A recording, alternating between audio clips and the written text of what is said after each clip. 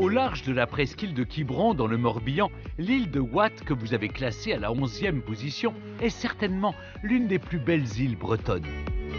Longue de 4 km et large d'1,5 km, ce petit bout de terre où se succèdent côtes rocailleuses, landes et plages de sable fin est une merveille de la nature, mais également un charmant petit bourg aux ruelles bordées de maisons blanchies à la chaux.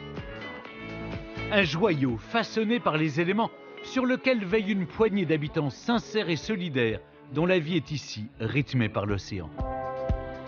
Sur une île comme Watt, on sent plus cette pression des voitures, du temps quoi. On change de monde. On se retrouve sur un caillou de bonheur, leur caillou, parce que je ne suis pas wattais, mais ils m'ont fait découvrir leur caillou et je m'y attache profondément, quoi. Restaurateur, Laurent a posé ses couteaux à Watt il y a tout juste un an, autant charmé par la douceur de cette île que ne l'est Gilles, un autre habitant qu'il retrouve au cœur de ce petit village de 200 âmes. Alors Watt, c'est du breton, ça veut dire le canard, parce qu'il y a une petite île à côté qui s'appelle Eddy, qui veut dire le caneton. D'accord. Wattais depuis 50 ans, Gilles connaît l'île dans ses moindres recoins et son histoire par cœur. Qu'est-ce qui t'a attiré ici? Ce qui m'a attiré ici, c'est la beauté du lieu, parce que c'est incontestable, cette île est magnifique. En plus, la tranquillité, il n'y a pas de bruit, il n'y a pas de voiture, il n'y a pas de bruit de moteur. Le seul bruit, c'est la mer quand elle est forte et les oiseaux régulièrement. Ici, c'est un village de marins à la base, mais des vrais marins. Pas des bons marins. Les Anglais sont de très bons marins, mais ne sont pas des vrais marins parce qu'ils boivent du thé. Une grande différence avec l'île de Watt. Des marins qui ont fait la richesse de l'île et qui en font toujours la fierté. Surplombant justement le port, l'église Saint-Gildas, dont la tour-clocher construite en pierre a bravé bien des tempêtes, sert aussi d'amère, c'est-à-dire de repère aux navigateurs. Fais-moi visiter.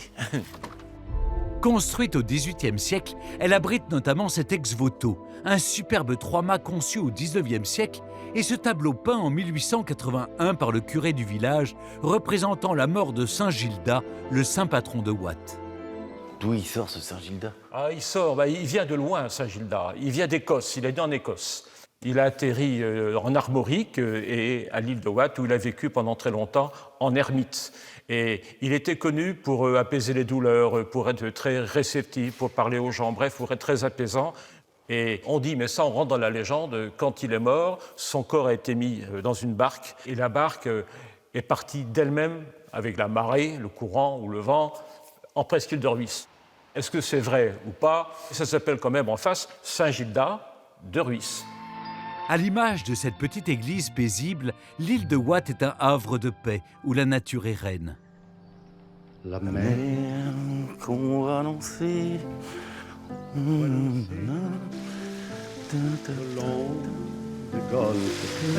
Pour la découvrir, Laurent a rendez-vous maintenant avec Margot, une jeune Wattaise de 23 ans, amoureuse de la faune et de la flore de son île.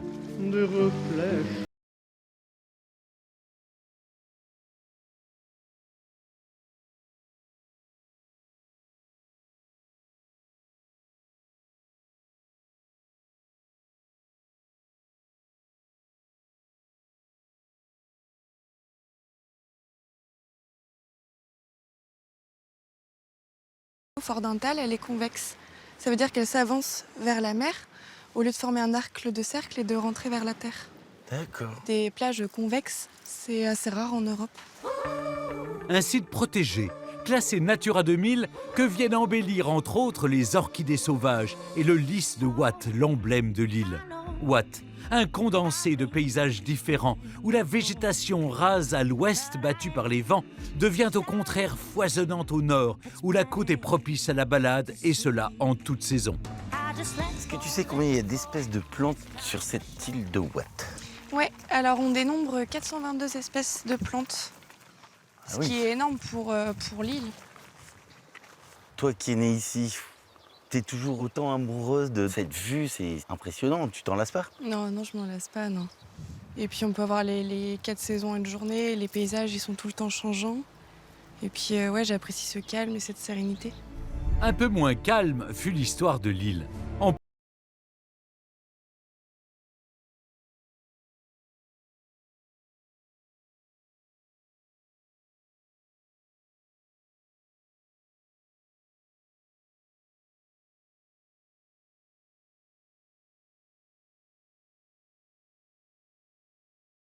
marine de l'époque, c'était le seul passage qui était indiqué. Quand on venait de la Grande Mer, Morbraz, là-bas, pour entrer dans la baie de Quiberon, on passait là. Et l'artillerie française s'était dit, si on veut défendre la baie, il faut ici mettre une batterie, il faut mettre des canons pour empêcher l'ennemi de rentrer. Nos plus chers ennemis, les Anglais, envahiront tout de même Watt 8 fois en une centaine d'années. Aujourd'hui, bien sûr, plus d'ennemis en vue. Les uniques bateaux à fréquenter l'île sont ceux des plaisanciers et des pêcheurs. Ouais. Salut Benoît, c'est Laurent. Des bateaux qui sont l'univers d'un artiste wattais, Benoît. Sur quoi travailles-tu? Alors, je travaille sur un modèle de bateau qui a existé à Watt dans les années 20 jusqu'en 1967. Celui de mon grand-père qui a été détruit dans l'ancien port. Ancien patron pêcheur, c'est à la suite d'un accident en mer que Benoît se lance dans cet art du maquettisme. Des modèles d'exception reconstitués le plus fidèlement possible grâce à des plans anciens et qui se vendent à travers le monde.